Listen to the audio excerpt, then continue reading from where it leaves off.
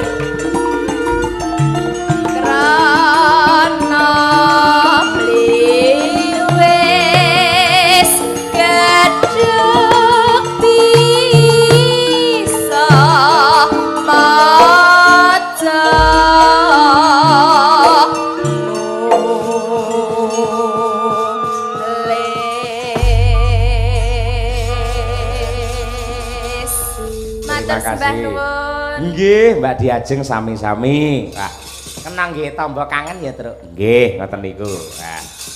Yo, nanjake Mas Gareng Sumarbagyo. Men kiprah yo. Men olahraga. Kapan le olahraga yen ra kiprah ngene iki. Terus lancaran blindrong ning pelok. Wah, ya betul ya, Pak. Monggo bersama wayang orang Ngesti Pandowo dengan lakon Gatut Kaca Gandrung. Yo.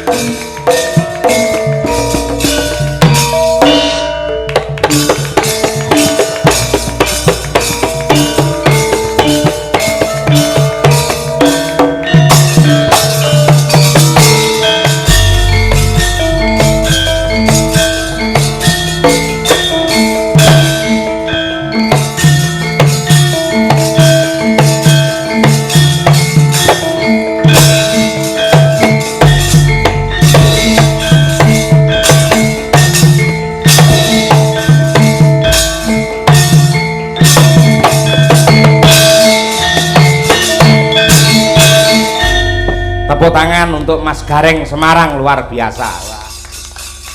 Taksih energik luar biasa tenan iki. Iya. Lah. Lagi disesuaikan, Mas. Sesuaikan Wong piye? kiprah nu kudu energik. Kiprah nu kan lemes nggih mboten dereng kiprah. Nek kok ya tetep ngangge gejik barang tetepan. Lho lah wong pancen iki bawaan kok. Oh, gawat. Siliwanti lelena ginawa mati. Waduh, iya nggih. Lah, nggih lowong Mas. Nggih. Nggih elek-elek ning nggih iso nadyan ora apik. Nggih. Ning tetep semu tegese teknis-teknis utawi teknis dasar yang magepokan kalian joget jenengan cetha lamun to menguasai. Mboten namung sae, ning enten semune lah. Golek semu ngoten niku sing angel Mas Gareng. Nggih niku yen mboten deles utawa sinau wiwit cilik nggih mboten bakal ketemu. Nggih. Sing genah kudu seneng sik. Oh, pertama seneng dhisik. Nggih. Nggih. Mergo riyen lajeng seneng kali profesi liya mboten iso utawa mboten mampu. Heeh. Pancen telacer seniman mula nggih kula udi ngen seni. Mergo ya tedak turun gareng ngoten ta. Nggih, dadi niki salah sijine kula membanggakan orang tua itu yaitu dengan cara saya ngunduh ngelmune wong tuwa. Mbacotake darmane wong tuwa. Nggih kaya jenengan wau anake mayang ku betapa bonggone. Bangga lho. Seneng kok bangga-bangga. Lagi seneng dalang anak iso dalang niku wah kanugrahan sing sejati niku nggih ngoten niku. Nggih, jenengan Gareng putrane ya Gareng. Anak kula cewek kabeh kok. Iki jane apa to iki? Malah dagu wong nyambut gawe wis sumuk disorot lampu. Dadi nggih alhamdulillah kula niku diparingi anak turun cewek-cewek sedaya. Yen kula ken Gareng nggih mboten napa-napa ning mboten biasa. Ning ya joget janjane nggih saged nggih. Saged anak kula nggih wiwit cilik pun kula didik joget iso, nyanyi nggih apik, musik nggih nyandak. Nah, nggih. Ning nggih gandeng cewek kula arahke teng Liyonggon, Mas. Oh iya, nggih. Ning ibarate kaya taruna ngungkuli bapa nika lho Mas Gareng. Bab napa? Nun sewu pake seniman gitu, piyai tradisi ning ya mergo jerih payah panjenengan nyatanipun ingkang putra-putri kekalih sedaya menika dados dokter. Lho, menika. Nggih alhamdulillah, Mas. Nggih. Niki kalih Gusti niku diparingi rezeki anak kula loro delalah mantu kula nu loro karo nggih dokter kabeh. Wah. Kula ajeng buka poliklinik. Apa? Poliklinik. Poliklinik Pak Gareng. Niku yen biayane pun kecekel wong biayane lagi golek kok ya poliklinik. Iya. Nggih. Ning pun kula dasari anak kula, Nduk, kowe esuk yen dadi dokter aja komersialmu sing mbok gedhekke ning sosialmu sing mbok gedhekke. Apik kekudangane. Nggih, ngono. Saniki pun tangga teparu lara mara. Tanpa diperintah niku pun angger ngerti konten sampai membelikan obat pun dia mau. Wah, luar biasa. Dadi otomatis ngeten lho Mas Gareng. Apa? Putra putri kekalih sedaya dokter, mantu loro ya dokter kabeh. Tegese kesehatan panjenengan berarti terjamin tenan niku. Oh, dereng karuan. Lah mantune loro dokter, anak loro dokter. Sehat lan boten niku jane gumantung teng ati lan pikiran. Nah, iki. Sehat kula mboten perkara anak kula dokter, mantu kula dokter. Ning sehat kula nggih iso nyambut gawe utawa iso jejogetan kaya bengi niki. Niki ati kula seneng. Mergo sehat itu yang pasti harus didukung oleh hati dan pikiran yang happy, Mas. Oh, iya. Pun pokoke kula niku Gareng yen tesih diijini kali sing gawe urip mbok nganti kukut nyawa kula tetep Gareng. Waton ana sing ngersakake. Nah, niku lho, sing penting niku enten sing nanggap. Lah nggih. Kuncine lak teng mriku, gareng apik kaya apa, nyindena bergas kaya apa, ndalang sanggite apike kaya apa, yen mboten enten sing nanggap niku tegese muspra tanpa guna. Nadyan riyen profesi gareng itu dipandang sebelah mata. Ning kula lho nggih, mergo riyen ibarate dienggo mangan we kurang. Ning kula percaya sekecil apa pekerjaanmu walaupun orang lain menganggap sepele kalau kamu tekuni akan menghidupi, paling tidak akan memberi pelajaran hidup bagi Anda.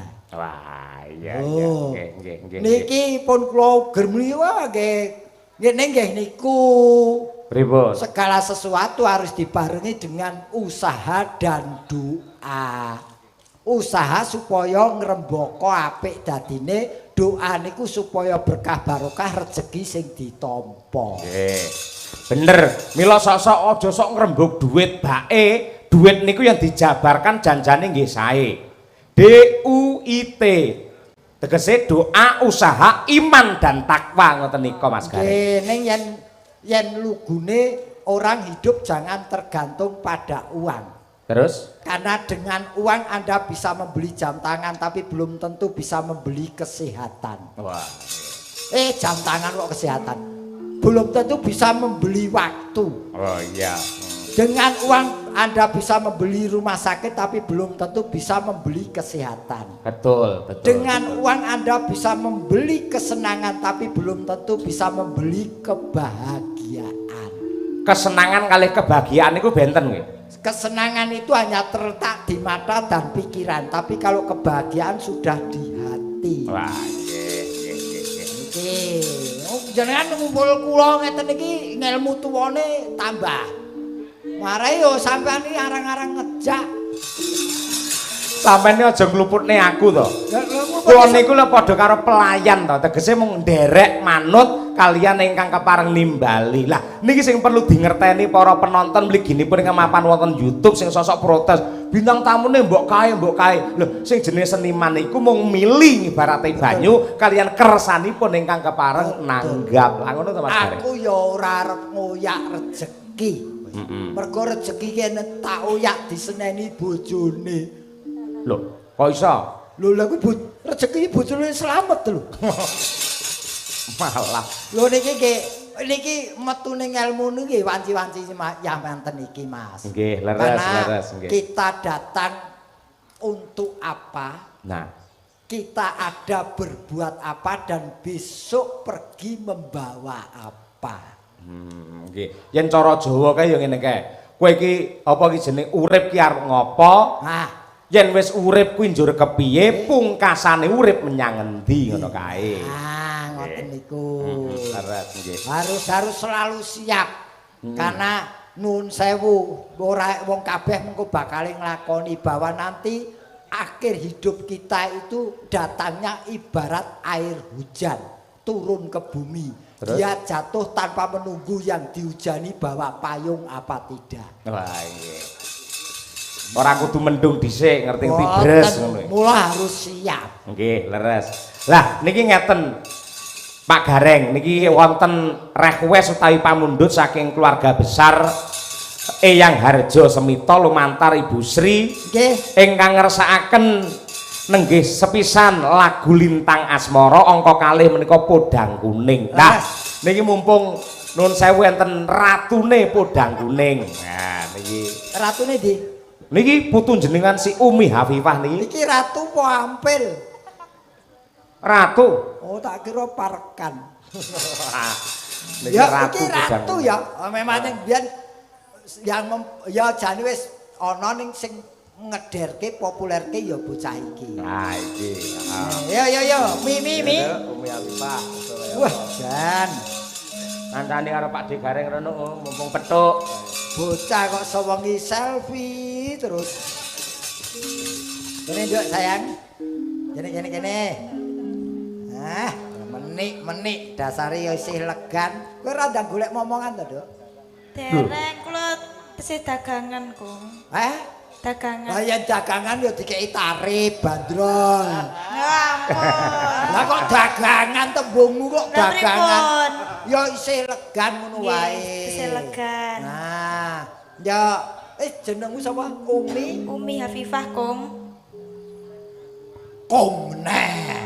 Lah pripun? Ya wis ora apa-apa. Wong ki ujube ngajeni, ya. Heeh, ken ditepungke piyayi kene kowe iki Jawa Tengah apa Jawa Timur? Penere kuthane apa? Kula saking Jawa Timur, saking Kitha Ponorogo. Kutha Ponorogo. Ya, inggo Jawa Timur. Kok ngarani kok wedi napa to kowe iki? Mboten. Ponorogo. Ponorogo. Saiki apa kuwi manggonmu saiki ning ndi? Posisimu saiki ning ndi? Ten Kentingan. Kentingan kuwi ngendi? Solo. Solo. Dalam rangka Kuliah. pertanyaan terakhir wis duwe pacar apa durung? Dereng. Umurmu piro? Umur kula tesih 20 tahun. 20 tahun ki wis pancine ngedu. Tek kaya pitik ngedu kowe iki lho. Ngedu katresnan. Mboten. Loh, jalani hidup ini sesuai dengan umurmu, wancine pacaran yo pacaran. Nggih, siap. Pacaran lho.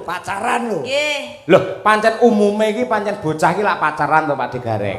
Ning nuwun sewu, teng agama niku malah apike tanpa pacaran langsung menikah. Ewadine cinta akan dibangun pelan-pelan dalam rumah tangga. Ya kuwi tergantung figur seseorang.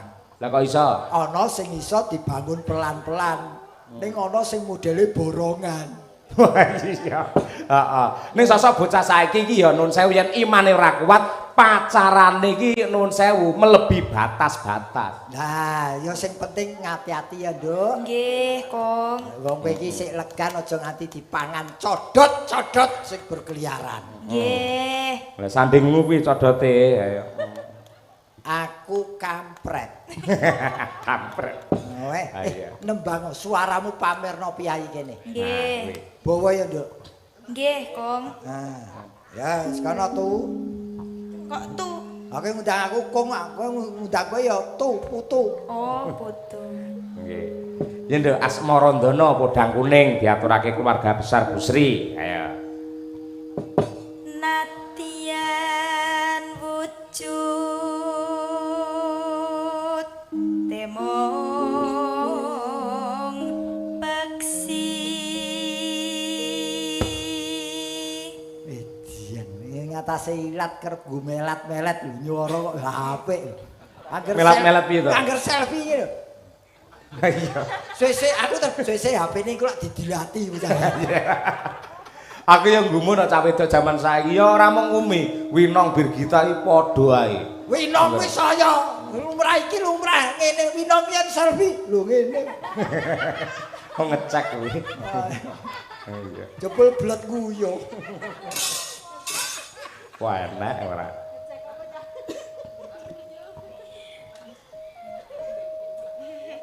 Aja guyu golek pangan iki. Ki golek dhuwit guyu.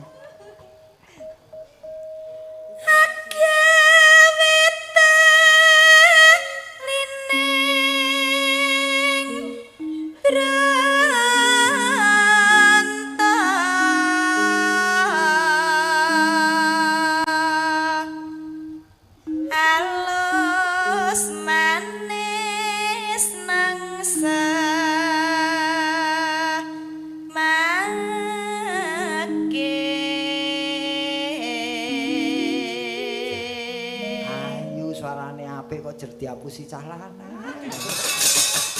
Ora diapusi, ngapusi dhek iki. Ngapusi kok. Mboten. Mboten. Godhong mau nyuwek dadi banyu moh. Apa kuwi? Nyamuk. Oh, nyamuk. Nah iya.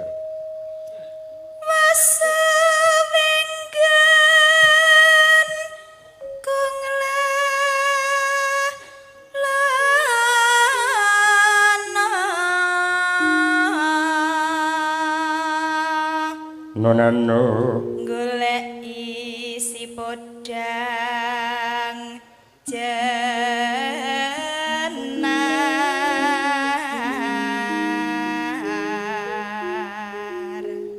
Ya yo ibu bunga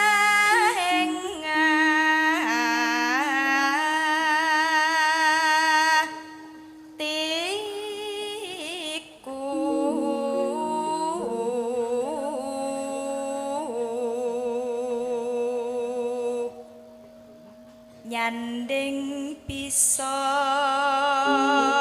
dadi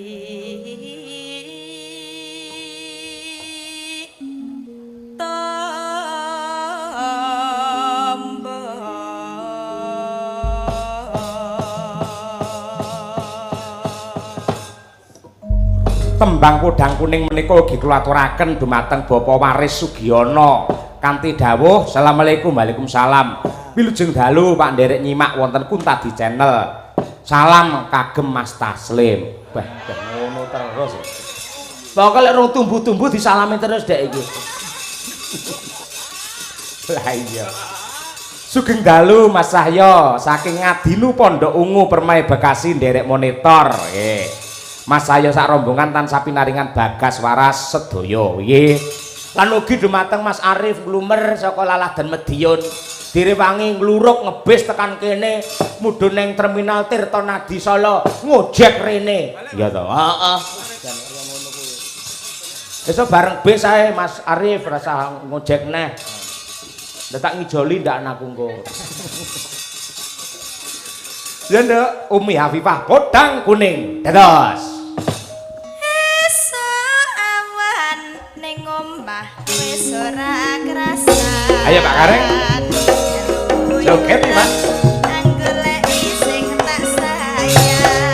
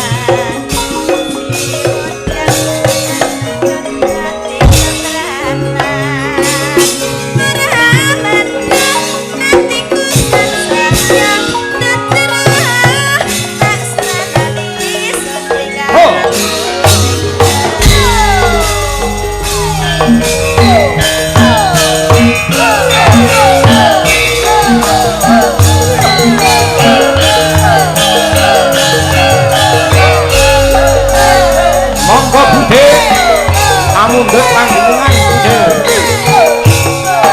Kodang Kuning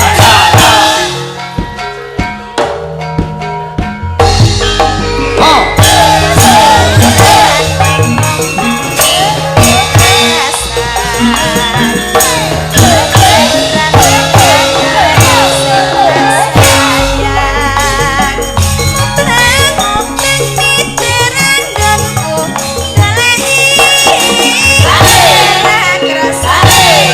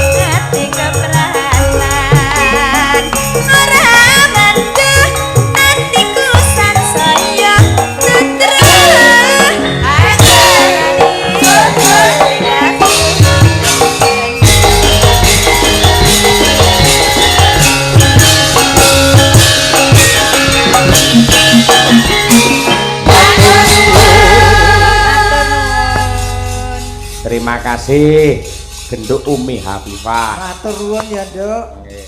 Wah, bocah umur lagi kur-kuran wis. Wah, luar biasa. Nggih. Lah, menika lak mapan wonten Aladan Boyolali. Nggih, Mas. Kru Madangkara menika ugi sesepuhipun menika aslinipun nggih Boyolali. Niki. Nggih. Panjenenganipun Mas Danang Wirya niku lak putra saking Bapak Dalang Ki Suryanto Karanggedhe. Lah kuwi. Mula kula kali panjenengan sewateng Boyolali niku kudu nyuwun idi palilah kali panjenenganipun ngono.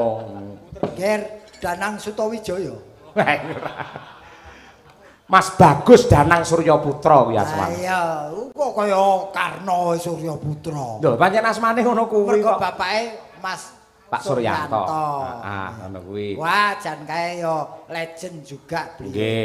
Klebet wonten sambi mriki wonten kadang kula utawa pernahipun junior kula ning nggih dados dalang nggih dados dosen wonten isi Surakarta Pedalangan niku Mas Catur Nugroho niku ya dalang laris hebat niku. Paguyubanipun Nugroho Laras, sindene Anis. Ya, kuwi. Catur Nugroho. Iya. Ngono kuwi. Wah, Catur Nugroho, catur ki papat dadi rezekine apa? Papat Kiblat papat iki dadi rezekine Mas Catur. betul, 5 pancer kuwi papan dununge. Nah, bener ngono kuwi ya. Sik saurunge nanjake Mbak Tatin karo Mbak Elisa, eman-eman lek sinden-sinden Madangkara iki lagi tanjake. Iki nggo apa ketho? Lah iya. Lungguh tok iki. Gosek to. Lah iki Nonton wayang kok nganggo gelungan bareng. Apa iki? awakmu ki iso lho. Kabeh lak ngenteni sangat ngenteni wektu sing pas ngono to. Ngenteni sangat iki kaya wong arep lelungan wae. Nggih. Lah iki mula bakal tak tanjakake genduk Winong Nawangse. Aja meneh kok tanjakan mbok glodoran ki lho wani iki. Ayo wis. Nggih. Di sapa? Kroyoken Nduk, Winong karo Birgita. Ayo kuwi Pak Digaring iki kroyoken loro. Aku aja meneh kok sing ngenekan ki lho wani. Ngenekan ki. Apa ngatasi sampean iki? Lho, ning bawah to. Wah. Mbawahi malah ora. Ayo. Yo, cublak suweng Winong Birgita. Yo. Ho.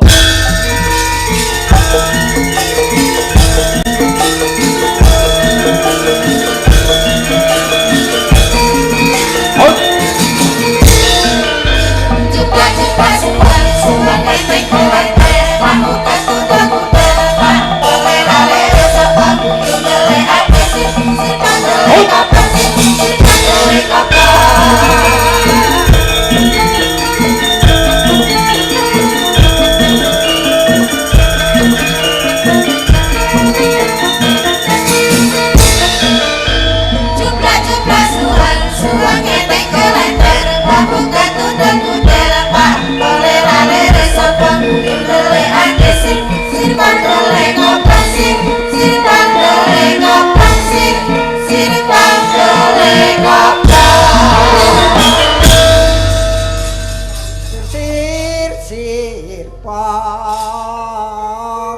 daleka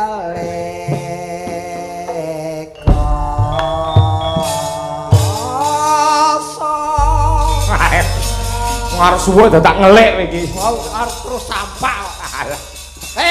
Yo, tak kenal maka tak sayang. Nggih. Kamu siap memperkenalkan sendiri-sendiri. Siap. Jenengmu sapa? Sing komplit. Jenengamu, jeneng. Hah? Jenengmu. Lho piye? Jenengmu sapa? Nah, biasa ya umur ya. Pak De, umur ngono kuwi lah lek ngomong gampang serontolen. Aja ngono nong, sing malah sing sepuh-sepuh ngene iki sing penak nong. Aku senenganku sing sepuh-sepuh. Iya. Selama Kayak melu sinar Baskara terus. selama iki ki aku sing ngopeni ya sepuh-sepuh. Ini sudah tipe. Ayo Mbak Variati, ayo. Lah, Iki goleki sing sepuh-sepuh. Iki ambak alus ning jane iki tipene cah galak iki. Senengane wong tuwa-tuwa. Kok meneng gae, ayo. Ayo. Wah, iki cah loro iki, Dok. Wah, kene Apa? nyandak umur kene sepuh. Loh, aku nyat senenganku sing sepuh-sepuh, Dek. Aku ki golek jodoh ya gak-gake sing umurnya di atas aku 15 12 Ora kowe iki tahun. golek bojo apa golek warisan? Ya kan penak kayak ngeroki ngono kuwi terus bareng kok babu tinggal Nggih ngalih. bojo ki mong mbok keroki tok. Heeh. Lah liya-liyane. Lah piye nggur masuk angin ae ora dikeroki to, Dik? Kowe nek aku ora bakal masuk angin. Lah napa?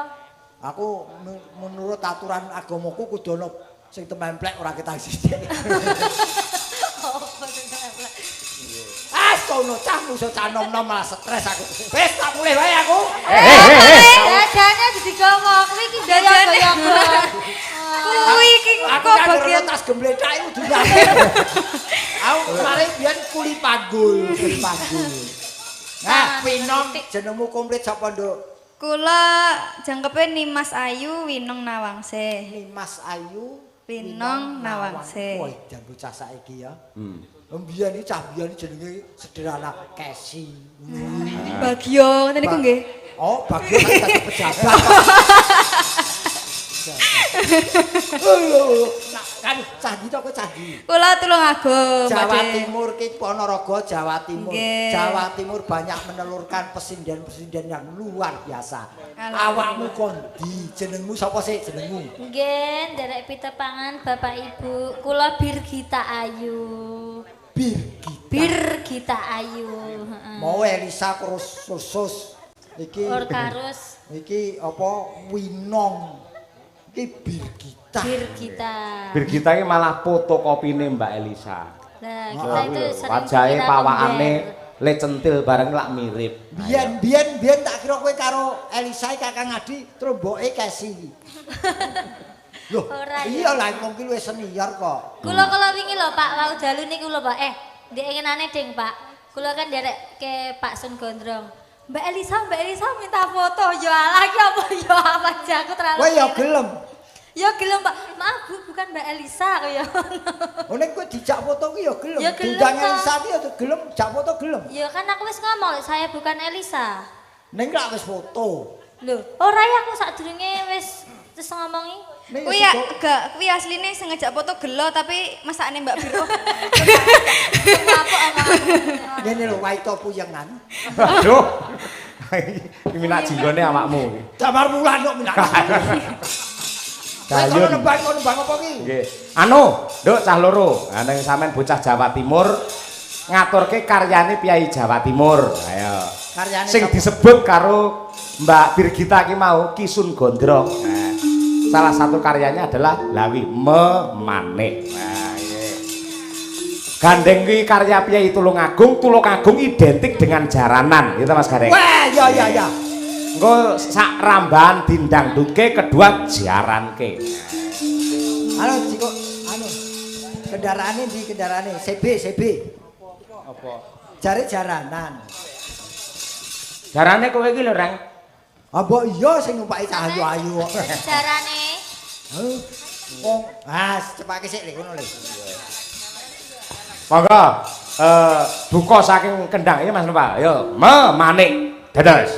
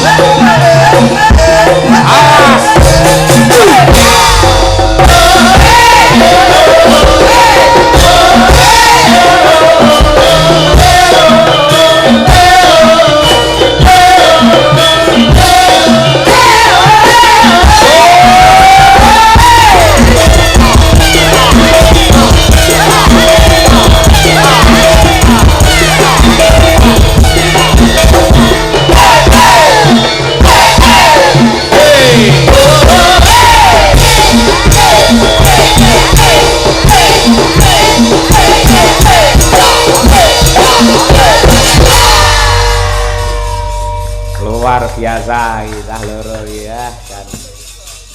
Elok tenan. Piye apresiasine jenengan pripun Pak Garing? Yo luar biasa ing atase cah nom-nom yo apa jenenge nyolok bab rupa ning isih mempelajari tarian jatil barang ini iki. Oh, kaya ngono kuwi.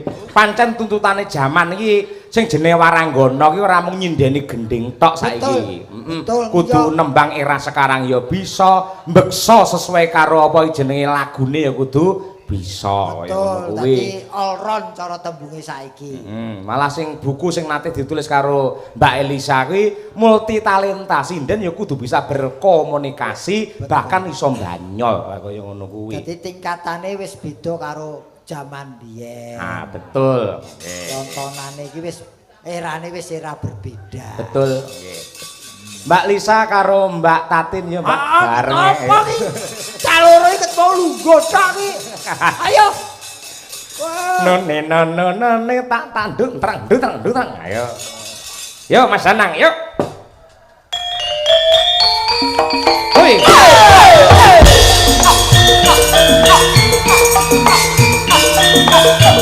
ya.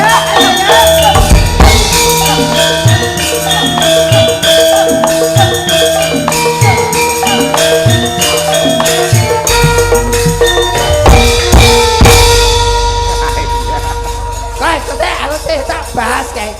Penyaronmu loro ke bareng sing ngadeg Elisa karo tadi kok rebut ngarep don.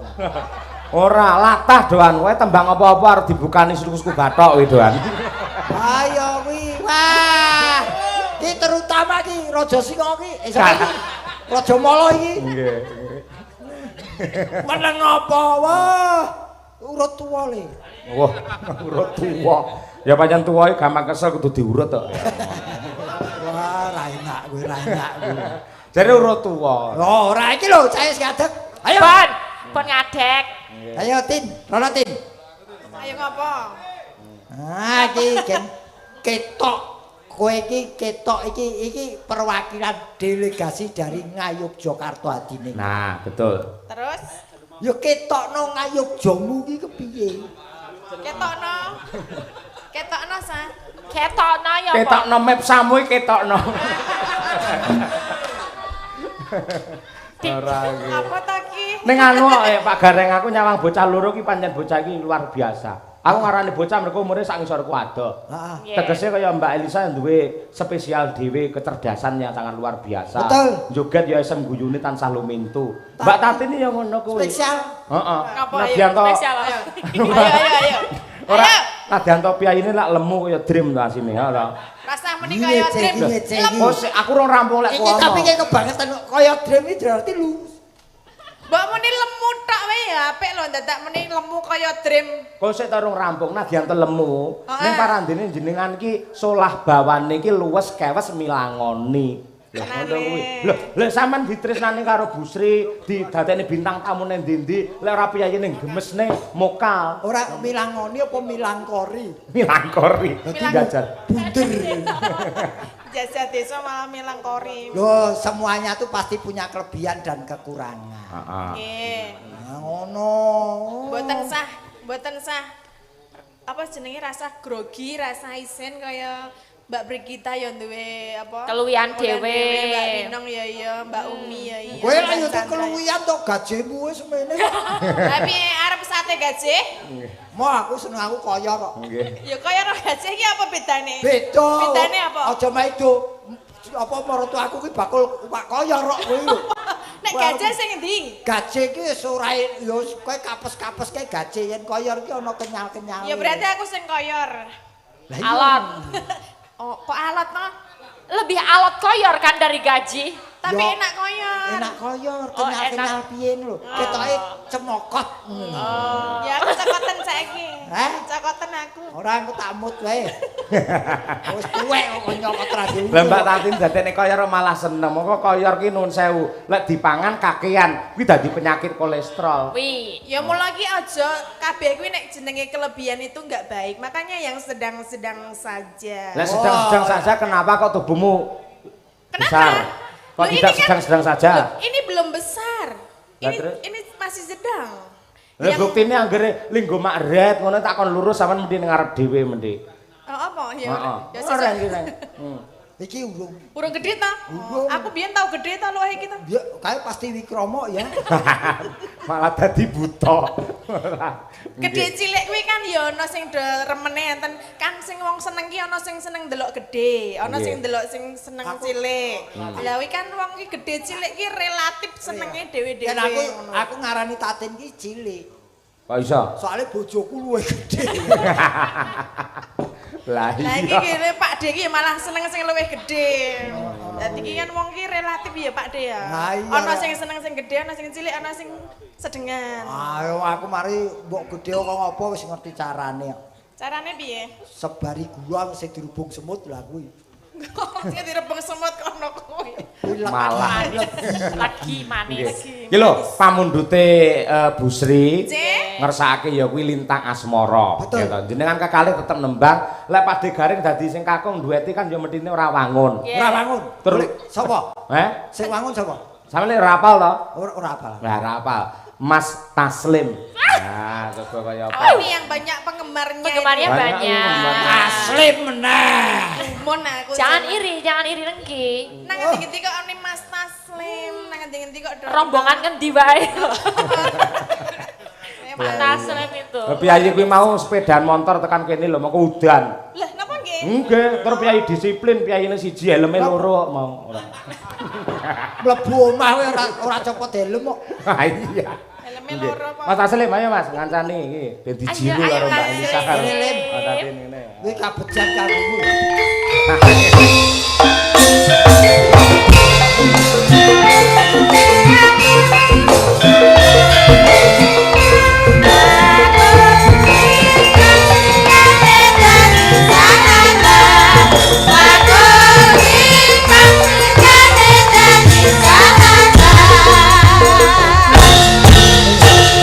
Mau ki jane kanca-kanca arep srepek sing gawe ide gundul-gundul Siapa pacul ya, danane lho. Danane. Sing ngendenge gundul-gundul pacul. Iki ora gundul. Lah apa? Ya pancen ndase kaya ngene iki kan. Monggo. Wis, Sik. Aku tak matur. Berdoa dulu sebelum makan. Statusnya Mbak Tatin ya. Ayo. Kamu pengen tak makan, Po? Iya. Ojo. Aja, lah ngapa? Aja piye? Ojo saiki maksudnya. Oh iya. Ya bari. Ya oh. Muga-muga Nang omah gaweane seteli kok karo mbah-mbah. Allah padha ya. Ning tenan kok Mas. Tenan. Bloko Suto nggih leres ngendikane. Malah mutiarane wong lanang ngono kuwi. Iya, jenenge membantu wong wedok iki ya ngono kuwi. Oh alah, wong kok ora perwira kalah karo bojone ya kalah. Tika Lintang Asmara. Lintang Asmara pamundhuti Bu Sri. Ya. Siap. Ya, duwe. Dikrubut loro nggo Mas Taslim iki. Ya. Apa? Mangga sugeng laras Bu Sri menika pamundhut panjenengan Lintang Bu Sri. Asmara. Ya.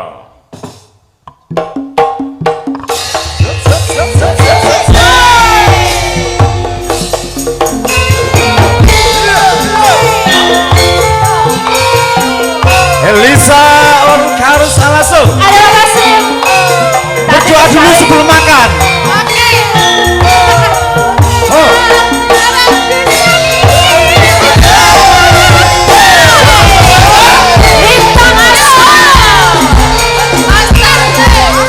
Hartim Lestari Handayani.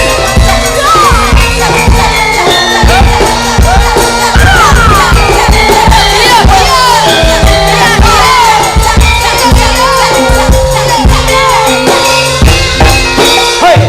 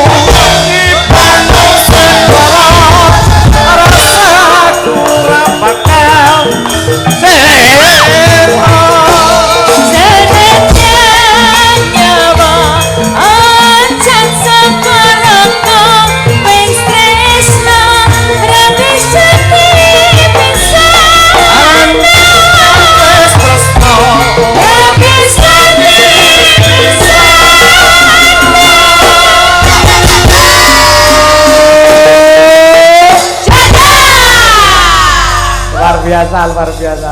Terus Mbak Elisa iki siang padeng-deng ngene iki. Tate ini siang dong. Oh ini deh. Kono aku lho sing arep diseronggot karo iki. Kok adien. Ora iki jane Taslim iki wiraswara apa buris rawa to kowe? Mulane kaget aku kok ngerti-ngerti kok arep nyeronggot Lho kaya. iki Tatin wis ganas lho iso kalah karo kowe iki. Lah, aku ra siap lho Pak De ngerti-ngerti kok arep ngene lho. Lho oh ora siap. Ora siap. Oh jebule iki wong iki mau mergo ora siap yen siap kok tataki tepan ya. Ya tetep ora. Wah, Ora ngatasi. Nggih, kangge penutup Mbak Tatin, Mbak Elisa tetep temriku. Lah, iki gandeng sinden-sinden Madangkara kabeh entuk souvenir, entuk tali ase saking Busri. Nggih. Yo cah papat iki. Cah papat iki ngadeg kabeh ngancani Mbak Elisa karo Mbak Ayo Tatin. ngopo ki sewengi lungguh tok ki. Nggih. Ayo. Ya ini sebagai ucapan terima kasih saya karena sudah datang di Terima kasih. Terima Dapat. Budi hati-hati. Jadi Semoga karena amal itu- perbuatannya diterima. Kok dijaluk meneh iki ya? Kok dijalukna kok Pak De? doane iki doa ra enak. Ya maksudnya amal kesaenane panjenengan niku lho. Ya kuwi wis ora ono. Iku nyanyi karmu ra karmu. Ayo. Iki mloto bae diajengi mloto. Lagune lestari. Supaya tetap lestari tali silaturahim keluarga besar almarhum Eyang Harjo Semito kalian warga masyarakat Laladan Kepoh Sambi Boyolali. Lintang asmoro berpacu Lestari Pak, lestari kayak. Lestari ayo diaturake. Yuk berpacu dalam melodi. Hey.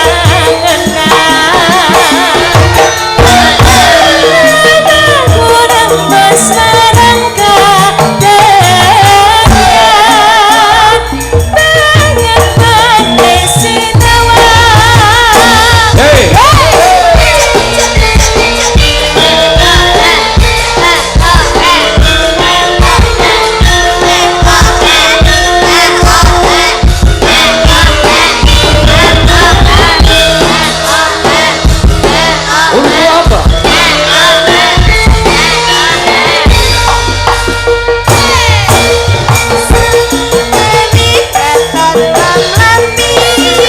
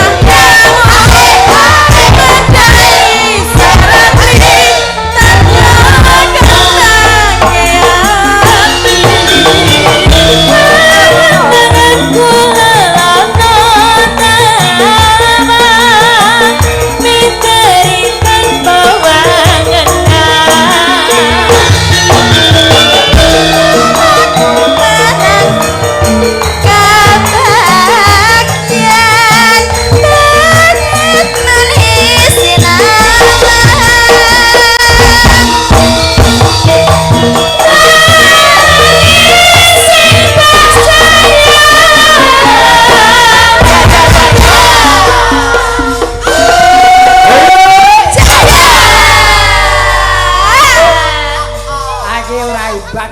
Luar biasa. Ana sing wah polahe kekiter iki lho Tatin karo Ajeng iki kaya umbul-umbul keter angin ngene kok. Lah iya, kuareken kok kowe mergane kok. Lah iya. Lha wajib diapresiasi. Nggih. Ora Lumayan lho. Ini kan sing penting obat. Penting obah lah, ngono bener. Soalnya aku nek jingklek-jingklek ngono ki nek aku tidak mawut ngono lho, Pak. Mawut sego kok. Jadi menjaga biar tidak mawut. Biar tidak stamina tetap terjaga. Iya. Menika pripun Pak Dalang? Nggih, Mbak Tatin, Mbak Elisa, Pak Gareng Semarang kula ngaturaken panuwun sampun kregengaken pahargyan ing dalu menika. Nggih, sami-sami nak. Ngaturaken. Pinanggih malih taun ngajeng nggih. Oh iya ya, selamat kasih tahun baru ya. Ah nggih. Nggih, wilujeng warsa enggal mugi-mugi selamat sehat sedayanipun. Amin ya rabbal alamin.